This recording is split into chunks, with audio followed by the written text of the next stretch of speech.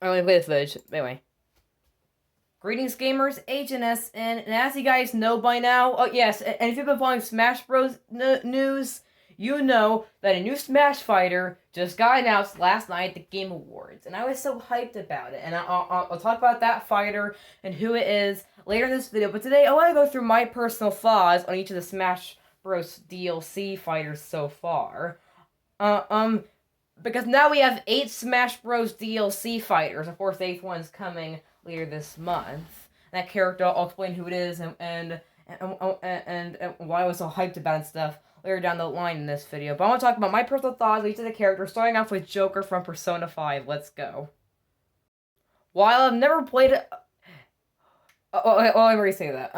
While I've never played a Persona game before, I personally really liked Joker's inclusion overall. I mean, I went into the reveal not really knowing the person. I was like, who the heck is this?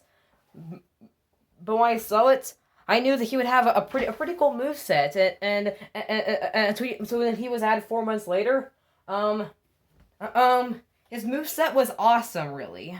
And I personally think he's a really good character, and it's definitely cool of how they added him, considering that Sakurai is a fan of the Persona series. So of course it made sense that he was going to be added as a character in the game. I mean, it truly made sense since he's a fan of the series, and ever since they played through Persona 5, he thought, oh, maybe I could put Joker in the next Smash Bros. And he did, and it worked pretty well overall, and it led to a lot of really good movesets. And I really like the Memento stage too, even though I don't really exactly know much about itself. I only really know the character and stuff because, like I said, I never really played the Persona series, so I have no attachment to this character. But overall, I really like his inclusion, and I thought it was pretty cool.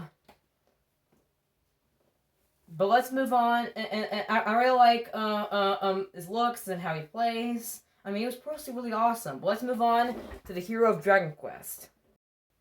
Alright, so next up we have the hero of Dragon Quest. And overall, I got very excited when he got added. I mean, I've only played one Dragon Quest game, that's Dragon Quest 11. I do plan to play 1 through 9 in the future, and if I can with 10. Because Dragon Quest 10 is an MMORPG you get to pay monthly for, and it's only available in Japan, so it's kind of hard to play in the US. But anyway, I played Dragon Quest 11, and I loved it. It's definitely one of my favorite JRPGs of all time. So we got in Smash, and I saw the reveal trailer with Darkon and stuff, and him, and him being the Luminary taking over and stuff. I personally really liked it and everything. I loved his inclusion overall, and his moveset, I personally liked it. I really like, I got switched between the different skins based on his appearance throughout the series.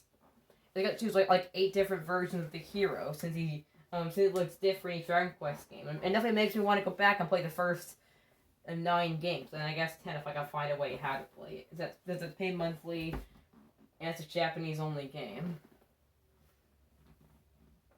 But anyway,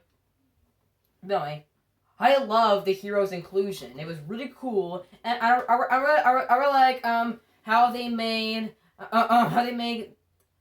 the Yggdrasil's altar as a stage. That was like really awesome, and the new costumes they added alongside it were also pretty good, and everything, and it made sense doing it as well, considering that it was right. Considering that was 2 months before Dragon Quest XI S was released on the Switch, which is now re-released too on Xbox One, PC, and PS4.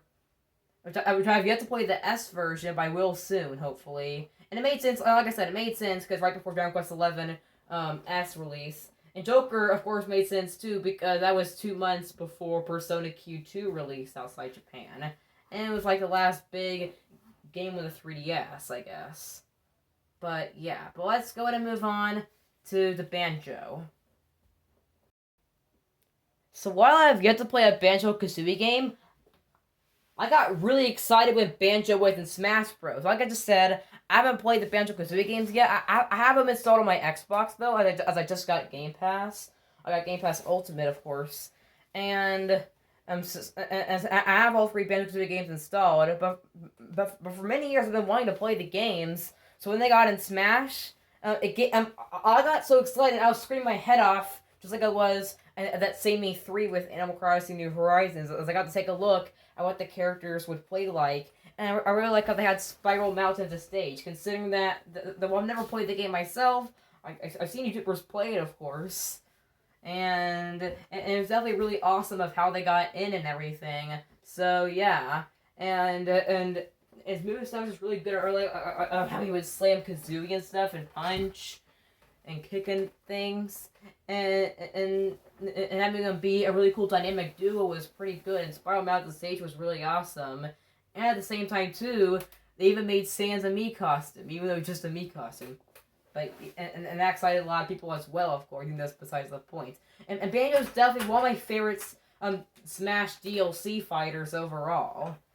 And, so I got very, very, very, very happy when he was included. But let's move on to the Terry Bogar from Fatal Fury. So, yeah. Just like with, just like what I was saying with Joker, if I've never played a Persona game before, I'm not really familiar with the series. I'm basically the same way, too, with the Fatal Fury series overall. But personally, I was really happy when Terry Bogar got in. Because, first of all, it's a character from a fighting game series. Of course, it's gonna do good in Smash. I just loved his move, and the way he looked and his movesets was just really cool. And I started using him a lot after. And yeah. And overall, he was just really, really good in the game. And the way he, like, punches and kicks, and the way he does the movesets overall. And his final smash is really cool. And his inclusion definitely worked pretty well, even though, I mean, he wasn't Gino or Sora or Crash, but he was definitely a really good character that definitely deserved to be in Smash easily as once again, it's a character from a fighting game series. I really like the stage overall, even though I'm not too familiar with the Fatal Fury series. So yeah. And I really like the reveal trailer. Probably showed all the Nintendo consoles. Alongside it showed the Neo Geo. And yeah. But let's go ahead and move on to the Byleth from Fire Emblem Three Houses. Well, I still have yet to play Fire Emblem Three Houses. I was really happy when Byleth got in. I don't know why so many people hate on Fire Emblem characters in Smash. I know we have so many, but they really represent Nintendo in a way, and they truly are good characters. I mean, yes, they're not as well known, of course, as other Nintendo franchises like Pokemon, Metroid, Animal Crossing, and The Legend of Zelda, Mario. But Fire Emblem truly represents Nintendo in a very good way, and Fire Emblem's more popular than ever now, ever since the unexpected success that was Awakening, which I played for the first time last September and August, and I loved it. I'm so glad I got to play it, even though I was so many years late to playing, as I wanted to collect for the 3DS at the time. Hopefully I can get Three Houses, which I believe it's on sale right now. The deal's gonna go away soon, but even though I'm gonna miss the deal. But I'm hoping to buy this game sometime in 2021 and play through it, or just buy the game sometime very, very soon. As I really want to play this game, and it looks pretty fun. But let's talk about Byleth being in Smash, of course. Byleth overall, I really like Byleth. He's probably my favorite Fire Emblem character to use alongside Marth and Ike. And Roy, I guess. Well, it was probably my favorite Fire Emblem character in the game. But overall, I really like Byleth in Smash. And while I was and it's hard to see why so many people dislike the character being in Smash. Because they needed to promote Three Houses anyway. Since it's the newest Fire Emblem game, and still is. So and both the male and female versions are pretty good, and the stage and the Officers Academy stage is pretty good. And alongside it, we got me costumes of Ezio, the rabbits. Who else? Cuphead, yeah. But now let's move on to Fighters Pass 2. Let's talk about Min Min from ARMS. So let's go. So next up, let's talk about Min Min. And I overall wasn't really expecting Min Min. I mean, well, back in March during the Nintendo Direct Mini,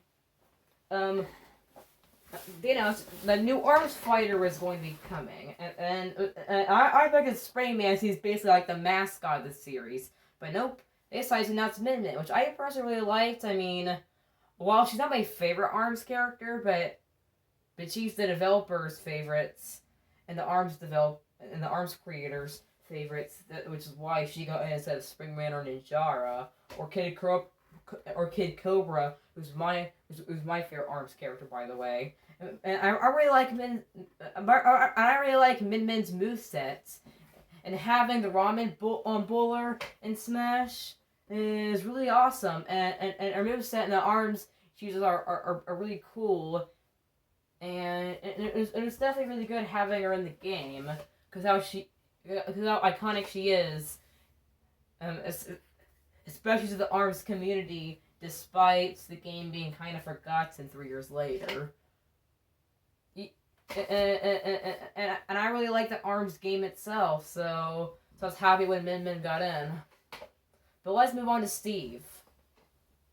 But yeah, let's move on to Steve, who so many people got excited about. Yeah, Steve from Minecraft is next.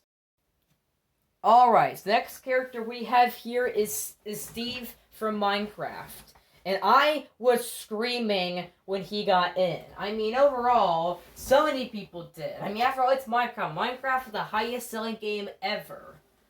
And for a long time it has. I mean, it beat Wii Sports many years ago as the highest selling game ever. And yeah. And the game's still a blast to play. It's brought full creativity. It's very popular among people of all ages.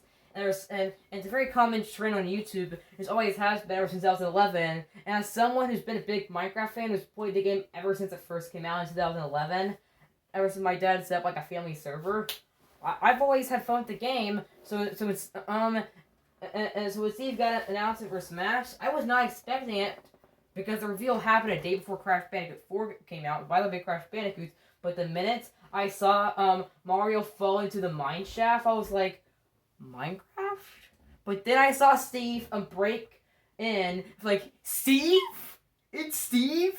Yes. Yeah, I was just freaking out for a minute, being a bit suspenseful because Steve got in the game. In fact, it went so well, in fact, that Nathaniel Bandy ate a shirt. It put his N64 shirt in his mouth like he did with Ridley because Steve was in the game. Yeah.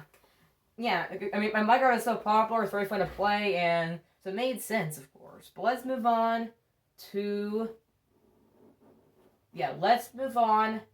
the one I got the most excited about. And if you're a Minecraft, not Minecraft. If you're a Smash Bros. Fan in any means, who is also or up here, let me re-say it. I mean, if you're a fan of my channel, and you know how much I love Final Fantasy VII, then you know I got excited about this. If you are a fan of my channel, you saw this coming. I was freaked out when I saw Sephiroth. After all, I thought that if we were going to get another Square Enix character, it would be Sora. And why isn't likely anymore? Unfortunately, and although he's probably just going to end up as a Mii costume now, I think that Sephiroth was, after all, an excellent inclusion because, actually no, not exclusion, inclusion. But anyway, Sephiroth was an awesome inclusion because A, we don't have a villain from a non-Nintendo series yet in Smash Bros. And B, we don't have a villain character for DLC, period. So having Sephiroth in Smash was awesome. Sephiroth is definitely my favorite villain from a video game of all time. Just like how Cloud is my favorite video game character, favorite game hero of all time. Just like how Final Fantasy VII is my favorite game of all time. So yeah, So I was feeling so suspenseful, just like with Steve. This big surprise was about to happen in front of me. So when I saw him on Breakthrough Galim, I was like, "Who the heck is this?" But then I saw the Sephiroth music. I was like, "Sephiroth! Yes, Sephiroth!" I was like screaming all over my house. I was that excited. I did not expect him. I've been this most hype ever for a Smash character. I'm definitely gonna made him in Smash, just like I did with Cloud. Back when Smash Ultimate first came out, after I'd gotten back for my first ever playthrough of Final Fantasy VII in that same year. Even though I was basically late to the series, I guess. But anyway. And I'm now definitely a big fan of the series. But anyway, I was so happy about Sephiroth. I've been more happy than any other character than him being in the game. I'm so glad he made it in, since we don't have a villain DLC character yet, or a villain third party yet. So it was awesome. I mean, and that means that Dr. Eggman could get in too. I mean, we'll see. But anyway, see you guys next time. Hope you guys really like this video. And let me know your thoughts on each of the DLC fighters in the comments below. And we'll see you next time.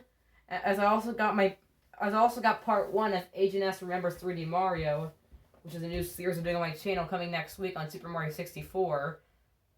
Well, part 1's going to be on Super Mario 64. It's going to be 30 minutes long, so please stay tuned to watch it and sit back and relax. I'll see you guys next time. Agent S out. Bye.